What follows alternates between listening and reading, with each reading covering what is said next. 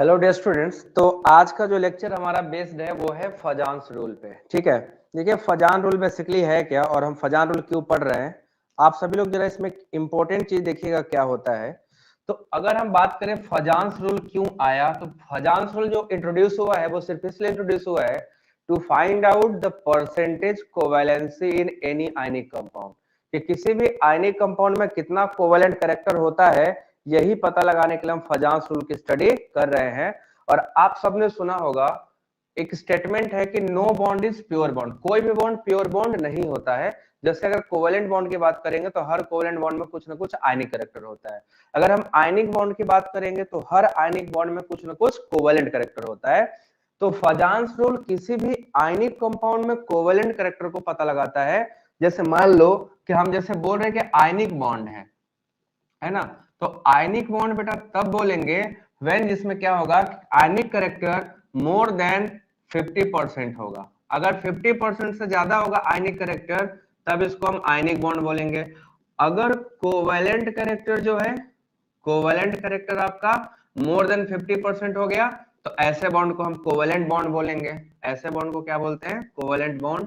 तो स्टेटमेंट साफ साफ ये है कि कोई भी बॉन्ड प्योर नहीं होता है, हर बॉन्ड में कुछ ना कुछ सेकंड वाले का कैरेक्टर होता है। आयनिक बॉन्ड में कोवैलेंट कैरेक्टर, कोवैलेंट बॉन्ड में आयनिक कैरेक्टर होता ही है। तो अब सवाल ये आता है, ठीक है, तब सवाल ये आता है कि अगर कोवैलेंट कैरेक्टर में आयनिक कैरेक्टर है, आयनिक में कोवैलेंट, तो फजान्स रूल क्या बताता है? तो फजान्स रूल आपको बताता है कि किसी दिए गए आयनिक कंपाउंड में मैक्सिमम कोवैलेंसी कैसे पता लगाएं, किसमें कितना कोवैलेंट कैरेक्टर है, किसमें कितना आयनिक कैरेक्टर है। तो हम लोग यही पता लगाने के लिए पढ़ने जा रहे हैं covalent character in ionic compounds. ठीक है, तो covalent character in ionic compound चलिए स्टडी करते हैं, देखते हैं क्या है, कैसे पता चलेगा कि कितना कोवैलेंसी है और कितना आयनिक कैरेक्टर है। तो फजान्स रूल बेसिकली है क्या, इस पे फोकस करिएगा। ठीक है, फजान्स रूल आया था पता लगाने कोवैलेंट कैरेक्टर। ठीक है, और इसमें कुछ टर्मिनोलॉजीज हैं और इसके कुछ अपने रूल्स हैं। सारे रूल्स बहुत ही ज्यादा इंपॉर्टेंट है, तो हर रूल को वन बाय वन आप पढ़ोगे भी, हर रूल को वन बाय वन आप जानोगे भी, तो हर एक चीज वहां पे सिस्टमैटिकली होगा और हम लोग देखेंगे सिस्टमैटिकली काम भी करेंगे। तो देखो सबसे पहले देखो क्या है कि it introduce percentage covalent character in any ionic compound. ठीक है, किसी भी आयनिक कंपाउंड में परसेंटेज कोवैलेंट कैरेक्टर को ये बताता है, इसीलिए हम इसका नाम क्या रखे हैं, इसका हम लोगों ने क्या नाम रखा हुआ है, फजान्स रूल। तो चलिए अब देखते हैं फजान्स रूल कैसे कैसे क्या बातें करती है और इसमें और कौन सी चीजें हैं जो आती हैं, हम लोग पूरा एक एक करके डिस्कस कर लेंगे। ठीक है ना, हम लोग वन बाय वन क्या करेंगे, इसको डिस्कस कर लेंगे। तो चलिए देखते हैं। Good evening everybody. ठीक है, अब है क्या, इसमें दो वर्ड आता है, एक होता है आपका कैटायन। ठीक है, एक क्या होता है, कैटायन, और दूसरा आपका होता है एनायन। कैटायन होता है और दूसरा क्या होता है, एनायन। तो आप सिंपली जानते हो कि एनायनों की साइज हमेशा कैटायन से ज्यादा होगी। ये आपका एनायन है और ये हमारा क्या है, कैटायन है। ठीक है, तो कैटायन क्या होते हैं, स्मॉल साइज के होते हैं, छोटे होते हैं, इनमें हाई न्यूक्लियर चार्ज होता है। अगर कैटायन की बात करें तो इनमें क्या होता है, हाई न्यूक्लियर चार्ज, है ना, हाई न्यूक्लियर चार्ज होता है। और एनायन में क्या होता है आपका, अगर एनायन की बात देखें तो एनायनों में क्या देखा जाता है कि इनका इलेक्ट्रॉन क्लाउड क्या है, बहुत ही ज्यादा बिखरा हुआ होता है। तो इलेक्ट्रॉन क्लाउड इनमें क्या होता है, ज्यादा होता है, हाई इलेक्ट्रॉन क्लाउड होता है। अब दोनों में इंटरेक्शन कैसे होता है, देखो कैटायन क्या करते हैं कि इसके जो इलेक्ट्रॉन क्लाउड है उसको अपनी तरफ अट्रैक्ट करते हैं, इसको क्या करते हैं, अपनी तरफ अट्रैक्ट करते हैं। तो अट्रैक्शन की वजह से होता क्या है कि जब इधर अट्रैक्ट होगा तो आपको दिखाई देगा कैटायन की वजह से एनायन के शेप में थोड़ा सा क्या आता है, डिफॉर्मेशन आता है।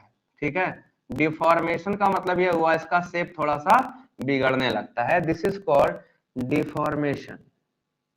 डिफॉर्मेशन बोल लो या इसी को बोल सकते हैं हम लोग पोलराइजेशन।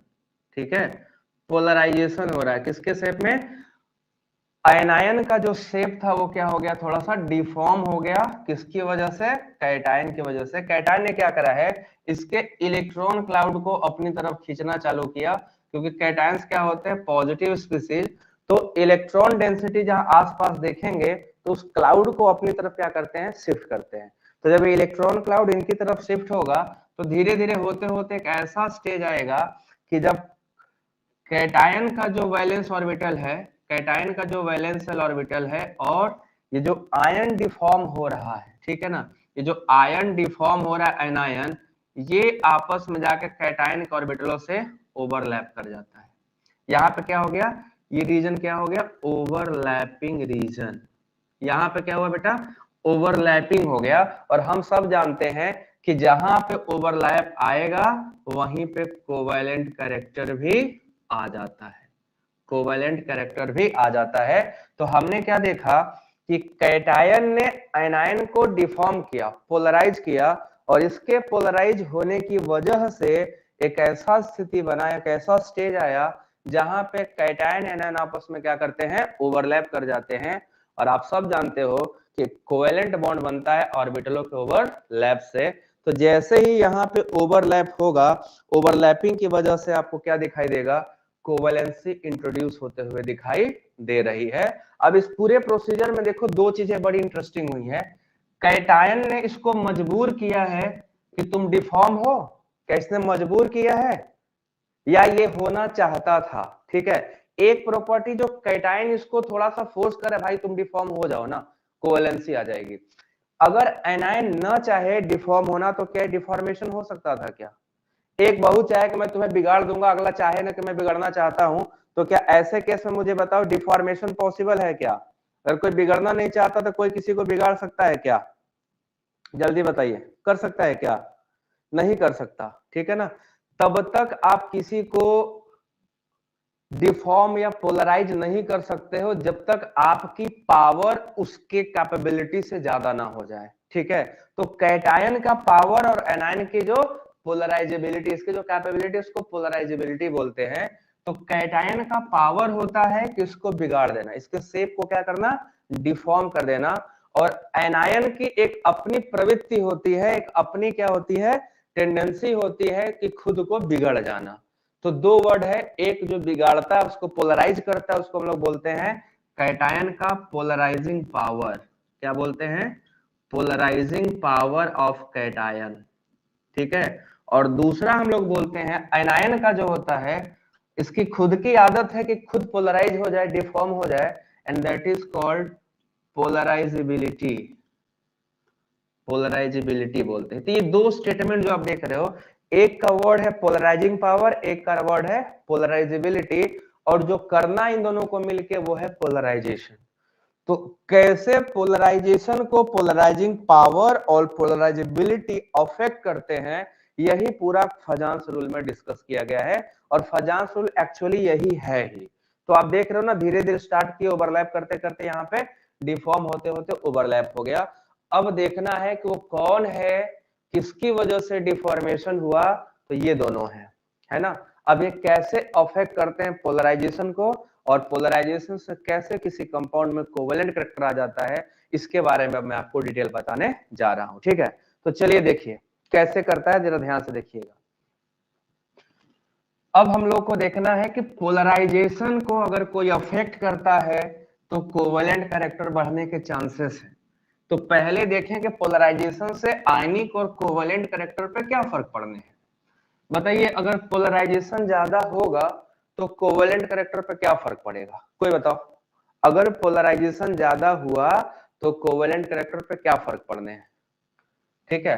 तो देखो क्या होगा, पोलराइजेशन जो है ना, ये डायरेक्टली प्रोपोर्शनल है परसेंटेज कोवेलेंट कैरेक्टर के, परसेंटेज कोवेलेंट कैरेक्टर के डायरेक्टली प्रोपोर्शनल है। बेटा ये बहुत अच्छे से याद रख लो, जितना ज्यादा पोलराइजेशन होगा उतना ज्यादा कोवेलेंट कैरेक्टर होगा। ये आपका थंब रूल है, ठीक है, इसको मान लो, ये आपका थंब रूल है। पोलराइजेशन बढ़ाएंगे कोवेलेंसी बढ़ाएंगे, पोलराइजेशन घटाएंगे कोवेलेंसी घटाएंगे। अब ये किन पे डिपेंड करता है, तो पोलराइजेशन जो है ये डिपेंड करता है दो चीजों पे, एक पोलराइजिंग पावर पे, पोलराइजिंग पावर। अब आप सबको पता है ना कि पोलराइजिंग पावर ऑफ कैटायन होता है, ठीक है। जो पावर है डिफॉर्म करने की या जो पावर है इसको पोलराइज करने की, वो किसका है? कैटायन का है। और दूसरा जो पोलराइज होने पे डिपेंड करता है वो एनायन की प्रॉपर्टी है, और उसको हम लोग क्या बोलते हैं? पोलराइजेबिलिटी। उसको बोलते हैं पोलराइजेबिलिटी ऑफ एनायन। मतलब एक गुण कैटायन का, दूसरा गुण एनायन का। अगर हमें इन दोनों के बारे में पता चल जाए कि दोनों पोलराइजेशन को कैसे अफेक्ट करते हैं, तो हम परसेंटेज कोवेलेंट कैरेक्टर आसानी से बता सकते हैं कि किस कंपाउंड का ज्यादा होगा। बोलो, बता सकते हैं कि नहीं? सभी लोग बताओ। तो अब आपको करना यही है कि कैसे पोलराइजेशन बढ़ता है पोलराइजिंग पावर से, और कैसे पोलराइजेशन बढ़ता है पोलराइजेबिलिटी से। तो पहले हम लोग पढ़ेंगे what is polarising power and what are the factors which affecting polarising power actually. चलो दिखाता हूं आपको, वन बाय वन देखते जाइएगा। ये बहुत ही इंपॉर्टेंट टॉपिक है और इससे आपको क्वेश्चंस मिलेंगे कॉम्पिटिटिव एग्जामिनेशन में, और ये आपके बहुत काम आने वाला है, ठीक है। आपको बहुत ही ज्यादा काम आने वाला है। तो चलो जरा देखो पोलराइजेशन कैसे चेंज हो रहा है। समझ आया? ये समझ आएगा आपको, बहुत आसानी समझ में आएगा, क्योंकि ये बहुत ही इंपॉर्टेंट कॉन्सेप्ट है। अब पहले पोलराइजिंग पावर के बारे में बात कर लेते हैं कि पोलराइजिंग पावर क्या है भैया। क्या है देखो, पोलराइजिंग पावर ये होता है कैटायन का पावर, ठीक है। तो ये होता है, it is ability of a cation, it is an ability of cation to deform, cation to deform और पोलराइज आयनायन, ठीक है। आयनायन को जो डिफॉर्म करने या पोलराइज करने की जो प्रवृत्ति है, इसका गुण है, जो इसकी पावर है, कैपेबिलिटी है, वही कहलाता है पोलराइजिंग पावर। और ये हमेशा क्या होता है? कैटायन का, ठीक है ना। और जो कैटायन का अगर हाई होगा, हाई पोलराइजिंग पावर अगर हुआ, तो हम सबको पता है डायरेक्टली प्रोपोर्शनल टू पोलराइजेशन, और polarisation directly proportional to percentage covalent character है। तो कुल मिलाकर हमको पता लगाना है कि कैसे पता चले हाई पोलराइजिंग पावर है, ठीक है ना। तो पोलराइजिंग पावर किसी भी कंपाउंड, किसी भी कैटायन का दो चीज पर डिपेंड करता है, एक साइज ऑफ कैटायन और दूसरा number of charge on cation. तो वन बाय वन चलो आपको दिखाता हूं कैसे। तो सबसे पहला है आपका, तो फैक्टर अफेक्ट करते हैं, फैक्टर्स अफेक्टिंग क्या? Polarising power, polarising power with example आपको दूंगा। पहला फैक्टर है बच्चों साइज ऑफ कैटायन, कैटायन का साइज है, और दूसरा फैक्टर है charge on cation, charge on cation. ये दो फैक्टर हैं जो पोलराइजिंग पावर को अफेक्ट करेंगे। तो वन बाय वन हम लोग पढ़ेंगे कि कैसे साइज ऑफ कैटायन अफेक्ट करेगा पोलराइजिंग पावर को, और कैसे चार्ज ऑफ कैटायन अफेक्ट करेगा पोलराइजिंग पावर को। तो चलिए जरा देखते हैं, ठीक है। चलो देखते हैं, पहला लिखेंगे साइज ऑफ कैटायन। फर्स्ट हम लोग क्या पढ़ेंगे कि साइज ऑफ कैटायन कैसे अफेक्ट किया पोलराइजिंग पावर को, और पोलराइजिंग पावर कैसे अफेक्ट किया पोलराइजेशन को। पोलराइजेशन से पता चल जाएगा कि आयनिक कैरेक्टर ज्यादा है कि कोवेलेंट कैरेक्टर, ठीक है। चलो पहला फैक्टर लिखेंगे साइज ऑफ कैटायन, ठीक है।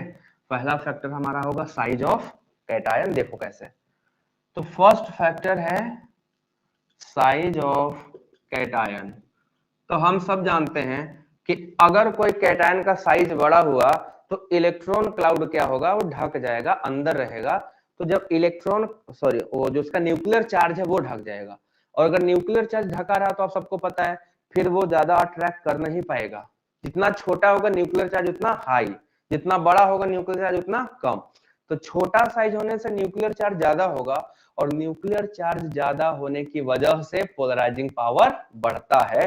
तो हमें क्या देखना है, हम लोग यहाँ पे ये देखेंगे, हम लोग यहाँ पे ये देखेंगे कि जो आपका पोलराइजिंग पावर है, पोलराइजिंग पावर है वो इनवर्सली प्रोपोर्शनल टू होता है साइज, साइज ऑफ कैटायन। क्योंकि आप सब जानते हो, देखो ना, एक छोटा सा कैटायन लिया, एक उससे थोड़ा बड़ा कैटायन लिया, और बड़ा कैटायन लिया, बहुत बड़ा कैटायन ले लिया, तो आप सबको पता है कि जैसे जैसे साइज बढ़ता जाएगा, ठीक है, साइज बढ़ता जाएगा, इधर साइज तो बड़ा हो रहा है ना, साइज के बारे में देखो, साइज क्या हो रहा है, बढ़ रहा है, बट न्यूक्लियर चार्ज क्या हो रहा है, न्यूक्लियर चार्ज साइज के बढ़ने से डिक्रीज करता है, ठीक है ना। साइज तो इंक्रीज कर रहा है, साइज तो इंक्रीज कर रहा है, बट न्यूक्लियर चार्ज क्या हो रहा है, डिक्रीज कर रहा है। तो न्यूक्लियर चार्ज घटेगा तो पोलराइजिंग पावर क्या होगा, कम हो जाएगा। तो अब देखिए, जितना छोटा कैटायन उतना ज्यादा पोलराइजिंग पावर, जितना ज्यादा पोलराइजिंग पावर उतना ज्यादा कोवैलेंट करंट, सीधी सी बात है, कोवैलेंट करंट उसके डायरेक्टली प्रोपोर्शनल हो जाएगा, ठीक है। तो देखो एग्जांपल के लिए देखो, हम लेंगे lithium chloride, sodium chloride, potassium chloride और रुबिडियम क्लोराइड। इसमें सबसे ज्यादा कोवैलेंट कैरेक्टर किसके पास होगा, तो ये मान लेते हैं ये लिथियम का साइज रहा होगा, ये सोडियम का साइज, ये पोटेशियम का साइज और ये रुबिडियम का साइज। तो हमें दिख रहा है ना कि लिथियम सबसे छोटा यहाँ है, फिर सोडियम, फिर ये, मतलब कि ये मोस्ट कोवैलेंट यहाँ पे यही होगा, है ना, क्योंकि ये कैसा है, स्मॉलेस्ट कैटायन, ये सबसे छोटू कैटायन है। और ये क्या होगा, लीस्ट, लीस्ट कोवैलेंट। यहाँ पे क्या ज्यादा है आपका, यहाँ पे आपका हाई है साइज, तो साइज लार्ज तो least covalent character, size small तो मोस्ट कोवैलेंट कैरेक्टर। ये आपका पहला फैक्टर जो मैंने आपको बताया, ठीक है, ये समझ आया सबको, ये साइज वाला फैक्टर सबको समझ आया ना, जितना छोटा कैटायन उतना ज्यादा कोवैलेंट कैरेक्टर, जितना बड़ा कैटायन उतना कम कोवैलेंट कैरेक्टर। तो this is about the size of cation. दूसरा देखो, साइज के बाद दूसरा फैक्टर है charge on cation, charge on cation. तो अब दूसरा फैक्टर हमारा है चार्ज ऑन कैटायन। भैया चार्ज ऑफ कैटायन से क्या होगा, ठीक है, तो हम सबको पता है कि चार्ज ऑफ कैटायन जो होता है वो साइज के इनवर्सली है, इनवर्सली प्रोपोर्शनल टू साइज। मतलब कि अगर कैटायन पे चार्ज बढ़ता गया तो साइज क्या होगी, छोटी हो जाएगी, जितना ज्यादा पॉजिटिव चार्ज उतना छोटा कैटायन। और साइज के छोटा होने से आप सबको पता है, साइज जितना ज्यादा छोटा होगा उतना ज्यादा पोलराइजिंग पावर होगा, है ना, उतना ज्यादा पोलराइजिंग पावर होगा। मतलब सीधी सीधी बात हो गई कि charge of cation directly proportional to polarising power which is directly proportional to percentage covalent character. सीधा हो गया, कैटायन पे चार्ज बढ़ेगा, पोलराइजिंग पावर बढ़ेगा, परसेंटेज कोवैलेंट कैरेक्टर बढ़ेगा। ये आपका सिंपल सा क्या है, रूल है। तो देखो कैसे रूल कैसे काम करता है, ध्यान से देखो। आपके पास आपको सोडियम क्लोराइड दिया, आपको दिया मैग्नीशियम क्लोराइड MgCl2, आपको दिया एल्यूमिनियम क्लोराइड और आपको दिया टिन क्लोराइड, टिन क्लोराइड नहीं यहाँ पे लो, SiCl4 सिलिकॉन क्लोराइड। ये चार क्लोराइड आपके पास है। अब इसमें बताइए ना, सबसे ज्यादा कोवैलेंट कैरेक्टर किसके पास होगा, हाईएस्ट कोवैलेंट कैरेक्टर किसके पास है। तो हमें देखने मिलेगा यहाँ पे सोडियम का जो है वो Na+ है, मोनो पॉजिटिव। यहाँ मैग्नीशियम जो है वो Mg2 पॉजिटिव, यहाँ एल्यूमिनियम जो है वो Al3 पॉजिटिव और यहाँ सिलिकॉन जो है वो Si4 पॉजिटिव। तो हम क्या देख रहे हैं, लेफ्ट टू राइट जाने पे कोवैलेंट कैरेक्टर बढ़ेगा क्योंकि चार्ज ऑफ कैटायन क्या हुआ है, इंक्रीज हुआ है। तो जहां पे हाईएस्ट चार्ज वो सबसे बड़ा कैटायन और सबसे छोटा कैटायन सबसे ज्यादा कोवैलेंट कैरेक्टर, फिर ये फिर ये। तो यहाँ पे क्या होगा, small covalency, small covalent character, है ना, क्योंकि लार्ज साइज है, लार्ज साइज है। और यहाँ पे हाई कोवेलेंसी, हाई कोवेलेंसी क्यों हाई कोवेलेंसी? बिकॉज यहाँ पे स्मॉल साइज होगा, स्मॉल साइज होगा, ठीक है ना। तो आपने क्या देखा, कैटायन का चार्ज बढ़ेगा तो कोवेलेंसी क्या होगी, कैटायन का चार्ज के बढ़ने से कोवेलेंसी बढ़ती जाती है, कोवेलेंट कैरेक्टर बढ़ता जाता है। समझ आया आपको? आसान है, ये बहुत ही ज्यादा आसान है, समझ में आएगा सबको। क्वेश्चन यहाँ से बहुत अच्छे आते हैं। तो ये all about polarising power. Now next question है पोलराइजेबिलिटी से। ये दो फैक्टर थे जो पोलराइजेशन को अफेक्ट करते हैं। पहला हो गया आपका पोलराइजिंग पावर, दूसरा फैक्टर है पोलराइजेबिलिटी। ठीक है, देखो पोलराइजेबिलिटी कैसे काम करता है भैया, ठीक है, पोलराइजेबिलिटी भी काम करेगा, है ना, पोलराइजेबिलिटी भी तगड़ा काम करेगा। देखो कैसे, दूसरा है पोलराइजेबिलिटी। तो पोलराइजेबिलिटी क्या होता है, जरा इसके बात करते हैं। ये होता है एबिलिटी ऑफ एनायन, ठीक है, ability of anion to get deform, जो खुद को खराब कर ले, ठीक है, गेट डिफॉर्म और पोलराइज्ड। तो ऐसा एक ऐसी एबिलिटी एनायन की, ये एनायन की एबिलिटी है, ठीक है, एनायन कि खुद को कितना डिफॉर्म या पोलराइज कर ले। तो हम देखेंगे कि पोलराइजेबिलिटी जो है जितनी हाई होगी उतना ज्यादा आपका पोलराइजेशन होगा, और जितना ज्यादा पोलराइजेशन होगा उतना ज्यादा परसेंटेज कोवेलेंट कैरेक्टर भी आने वाला है। High polarisability, high polarisation, high polarisation, high covalent character, तो एक एक बढ़ाते जाओगे, हर चीज क्या होगा, बढ़ता चला जाएगा, ठीक है ना। बेटा SnCl2 SnCl4 में आपको साफ दिख रहा है, SnCl4 में कोवेलेंसी ज्यादा होगी क्योंकि वहां पे +4 है बिना, ठीक है। अब नेक्स्ट, अब इसको कौन कौन से फैक्टर्स अफेक्ट करते हैं, है ना, फैक्टर्स अफेक्टिंग। तो यहाँ पे भी सेम चीज है ना, फैक्टर्स अफेक्टिंग कैसे। पहला फैक्टर है size of anion, size of anion, और यहाँ पे दूसरा है चार्ज ऑफ एनायन। एनायन का चार्ज और कैटायन का, सॉरी एनायन का चार्ज और एनायन का साइज दोनों यहाँ भी कंसीडर करे जाएंगे। जैसे कैटायन का कंसीडर किया वैसे यहाँ भी कंसीडर करोगे। अब देखो कैसे, अब देखो कैसे, ठीक है, हाउ दिस इज पॉसिबल। तो बहुत आसान है, कैसे आसान है जरा देखिएगा, यहाँ मैं आपको समझाना चाह रहा हूँ। पहला पढ़ेंगे हम लोग साइज, है ना, साइज। किसी को खुद डिफॉर्म होना है, ठीक है, कोई आसानी से डिफॉर्म कब होगा, तो देखो पहला फैक्टर है हमारा साइज ऑफ एनायन, ठीक है। तो सीधे सीधे पहले फॉर्मूला लिख लो कि पोलराइजिंग पावर, जो पोलराइजेबिलिटी है, पोलराइजेबिलिटी जो होती है, polarisability directly proportional to percentage covalent character के डायरेक्टली प्रोपोर्शनल होती है, ठीक है। जितना ज्यादा परसेंटेज कोवेलेंट कैरेक्टर होगा उतना ज्यादा पोलराइजेबिलिटी होगी, या उल्टा भी कह सकते हो, ठीक है। अब देखो, अब मान लो बेटा एक एनायन है थोड़ा छोटा है, एक एनायन है जो थोड़ा बड़ा है, एक और एनायन है जो बहुत ही बड़ा है, ठीक है, बहुत ज्यादा बड़ा है, और एक है बहुत ही ज्यादा बड़ा है। तो ऐसे केस में आप कैसे पता चलेगा कि किसका क्या पावर है किसका नहीं है, ठीक है, कैसे पता लगेगा। तो देखो यहाँ पे कैसे पता लगेगा, जरा ध्यान से देखो। हम सब जानते हैं कि एक न्यूक्लियस से जितना दूर होगा इलेक्ट्रॉन क्लाउड, है ना, न्यूक्लियस से इलेक्ट्रॉन क्लाउड जितना दूर होगा उतना आसानी से आप ये बता सकते हो कि इनके ऑर्बिटलों को खींचना आसान नहीं है, क्योंकि यहाँ जो न्यूक्लियस होता है, ये न्यूक्लियस इन इलेक्ट्रॉन क्लाउड को अपने साथ अट्रैक्ट करके रखते हैं, है ना, अपने साथ क्या करते हैं, अट्रैक्ट करके रखते हैं। जैसे जैसे साइज बड़ा होता जाएगा जो इलेक्ट्रॉन क्लाउड है वो क्या होगा, फैलता चला जाएगा, बढ़ता चला जाएगा।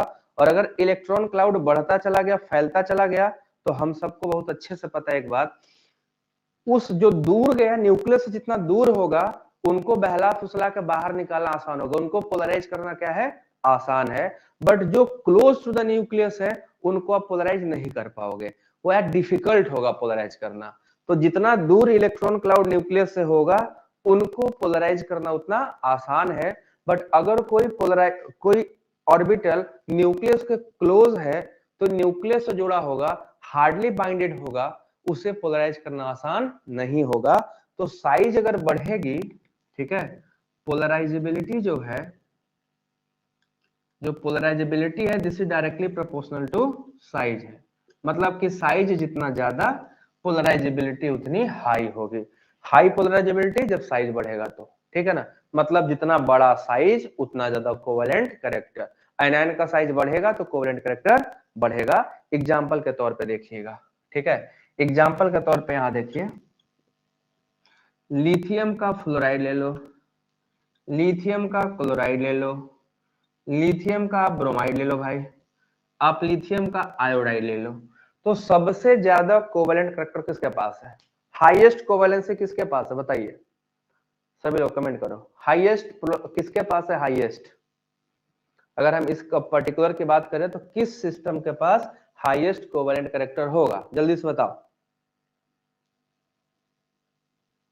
आप सब बता सकते हो क्या, किसके पास हाईएस्ट कोवेलेंट कैरेक्टर होगा, आयोडाइड के पास होगा या फ्लोराइड के पास? तो हमें क्या देखने मिलेगा कि आयोडाइड ये वाला था, ये वाला ब्रोमाइड था, ये वाला क्लोराइड था, और ये क्या था, फ्लोराइड था। तो आयोडाइड में परसेंटेज कोवेलेंट कैरेक्टर क्या होगा, मैक्स, है ना, maximum covalency, maximum covalent character. तो यहाँ पर क्या है, लार्जेस्ट साइज है, लार्जेस्ट साइज है। यहाँ पे क्या होगा, मिनिमम कोवेलेंट, मिनिमम कोवेलेंट, क्योंकि यहाँ पे क्या है, स्मॉलेस्ट साइज है, स्मॉलेस्ट साइज होता है। तो हमने क्या देखा, आयनाइन का साइज बढ़ेगा, अगर आयनाइन का साइज बढ़ता है तो साइज के बढ़ने से आपका कोवेलेंट कैरेक्टर भी बढ़ता है। तो this is about the size of anion. अब हम लोग चलेंगे चार्ज ऑफ आयनाइन पे, ठीक है। दूसरा फैक्टर है जो अफेक्ट करता है वो चार्ज ऑफ एनायन है, चार्ज ऑफ एनायन। आखिरी में वीडियो को जरूर देखिएगा, मैं समराइज कर दूंगा एक ही में सबको, ठीक है। लास्ट फैक्टर जो अफेक्ट करता है वो है आपका चार्ज ऑफ एनायन। आप लोग बताइए चार्ज ऑफ एनायन से क्या फर्क पड़ेगा, एनायन के चार्ज पढ़ने से क्या फर्क पड़ना है कोवेलेंट कैरेक्टर पे, चलो जल्दी से बताओ। हम सबको पता है कि साइज ऑफ एनायन जो होता है, साइज ऑफ एनायन जो होता है डायरेक्टली प्रोपोर्शनल टू होता है charge of anion, charge of anion. आप सबको पता होगा नेगेटिव चार्ज के बढ़ने से शील्डिंग इफेक्ट बढ़ता है, और शील्डिंग इफेक्ट जितना हाई होगा we all know, high shielding effect size बढ़ा, लो शील्डिंग इफेक्ट साइज कम। तो शील्डिंग इफेक्ट बढ़ता है, जब इलेक्ट्रॉन ऐड करते जाओगे तो शील्डिंग क्या होगा, बढ़ता चला जाता है। तो जितना ज्यादा शील्डिंग इफेक्ट होगा उतना बड़ा साइज ऑफ एनायन होगा। तो अगर किसी के पास यूनी नेगेटिव है तो छोटा होगा, बाई नेगेटिव है तो बड़ा होगा, ट्राई नेगेटिव है तो और बड़ा होगा, और टेट्रा नेगेटिव हो गया तो सबसे बड़ा, है ना, सबसे बड़ा हो जाएगा ये। तो जितना बड़ा होगा आपका आयनायन का, जितना ज्यादा, ये देखो यहाँ uni negative, bi negative, tri negative, tetra negative, negative charge के बढ़ते जाने से क्या होगा, शील्डिंग बढ़ता जाएगा, शील्डिंग बढ़ेगा तो साइज ऑफ आयनायन ऑटोमेटिकली बढ़ जाता है। तो हम फॉर्मूला क्या देखेंगे कि charge of anion directly proportional to percentage covalent character, होगा कि नहीं होगा, क्यों, क्योंकि जो चार्ज ऑफ आयनायन है डायरेक्टली प्रोपोर्शनल टू पोलराइजेबिलिटी हो जाएगी।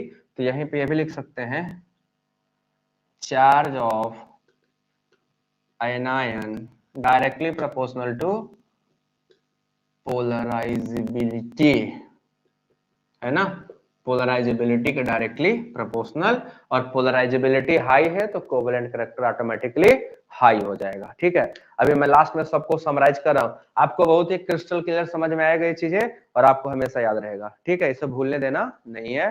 तो चलो एग्जाम्पल देखेंगे, ठीक है, एग्जाम्पल देखेंगे, मैं यही नीचे बना रहा हूँ एग्जाम्पल, ठीक है, यहीं पे लास्ट में एग्जाम्पल देखिए क्या है। तो एग्जाम्पल आपके सामने ये है। पहला एग्जाम्पल आप देखो क्या है।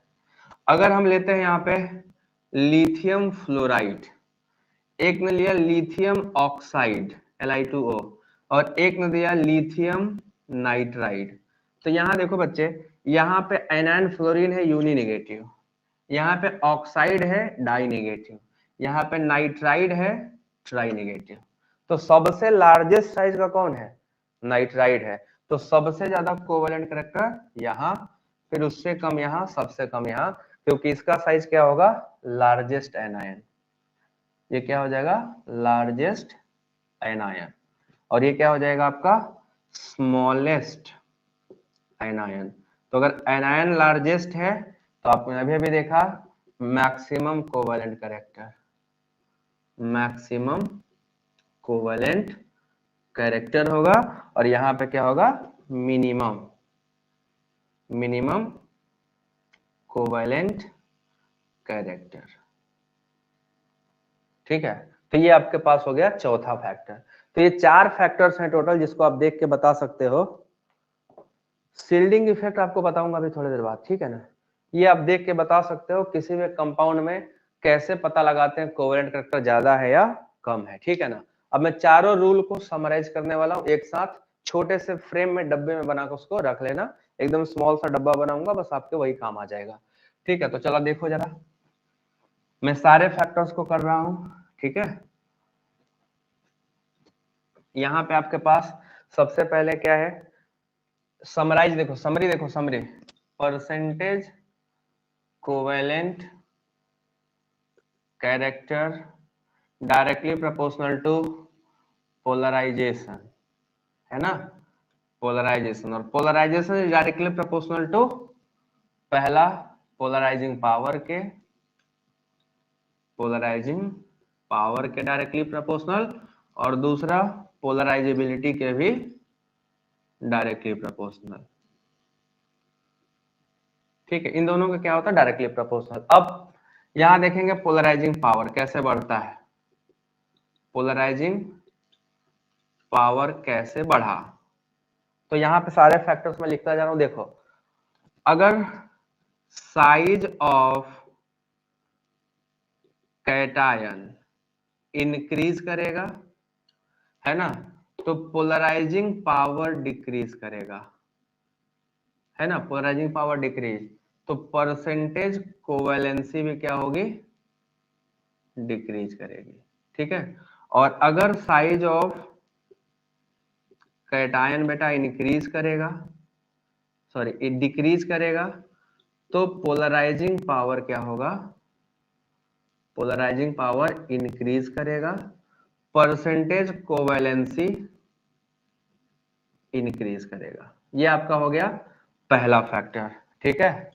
दूसरा है आपका charge.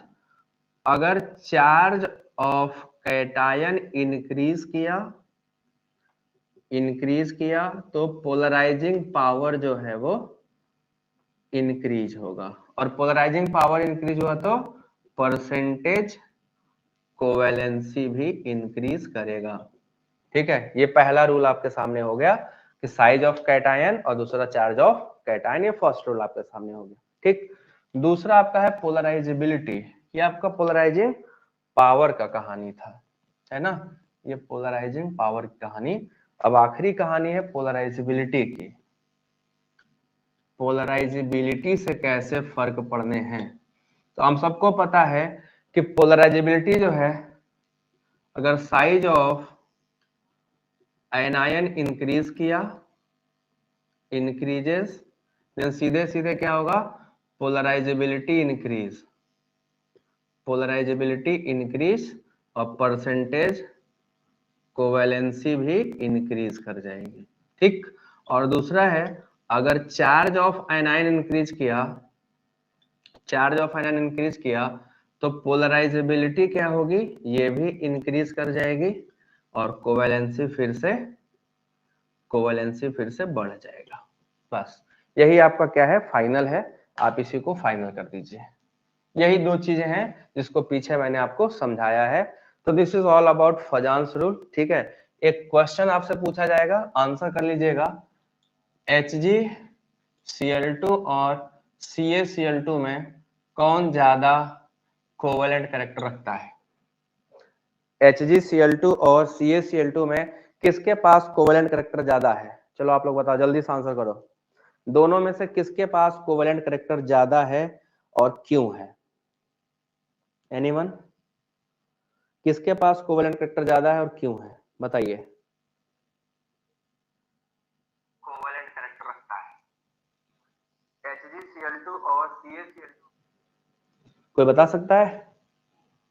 Anyone have any answer? बस ये खत्म हो गया आपका।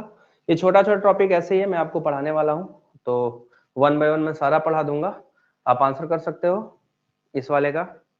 वीडियो को सभी लोग लाइक कर दो जरूर से, ठीक है। और हर दिन मैं लेक्चर्स लेके आऊंगा, तो आप सभी लोग तैयार रहिएगा। हर दिन लेक्चर्स आएंगे एक एक टॉपिक्स के, ठीक है। नहीं, कैल्शियम क्लोराइड नहीं होगा, गलत गलत, कैल्शियम क्लोराइड गलत है, HgCl2 है, ठीक है। आपने देखा नहीं, सा ध्यान नहीं दिया, जिसका न्यूक्लियर चार्ज हैवी होगा, जिसका न्यूक्लियर चार्ज हैवी होगा वही कोवेलेंसी ज्यादा रखेंगे, ठीक है ना।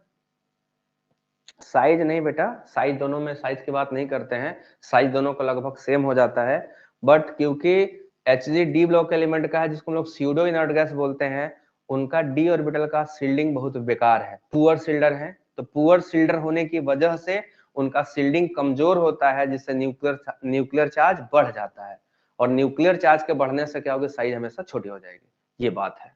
तो आप देखोगे HgCl2 में due to poor shielding of d orbitals they have very poor shielding, due to which smaller size and high polarizing power, therefore high covalency, यही रीजन होता है जी हाँ HgCl2 का, ठीक है।